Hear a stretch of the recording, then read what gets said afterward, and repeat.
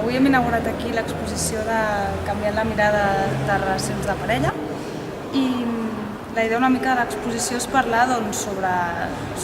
com construïm aquestes relacions de parella, no?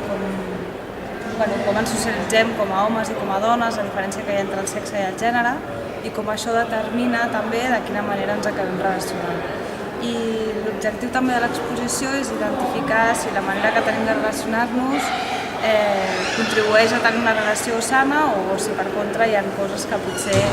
podem anomenar de violència, no? Des de la manera de gestionar la gelosia, que pot ser més o menys sana,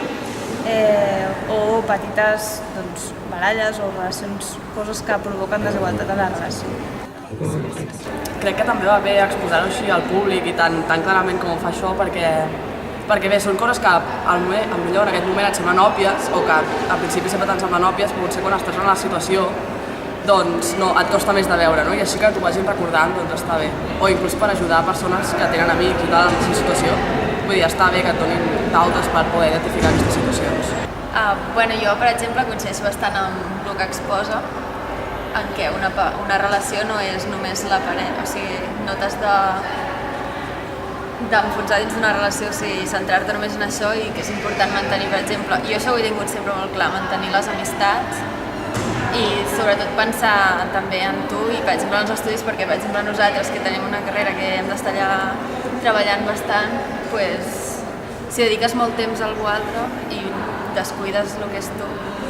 sortiríem més aviat mal parades. És un projecte de la Unitat d'Assessorament Psicopedagògic que estem treballant un programa que es diu Qüestió de Gènere, parlem-ne, i en aquest programa el que fem sobretot és fer prevenció de violència des de a partir de tallers o a partir d'aquesta exposició també, amb activitats pel 25 de novembre o pel 8 de març, i el que treballem és sobretot el que estava comentant abans, com podem identificar què és i què no és violència i què podem fer si ens trobem davant d'una situació d'aquest estil.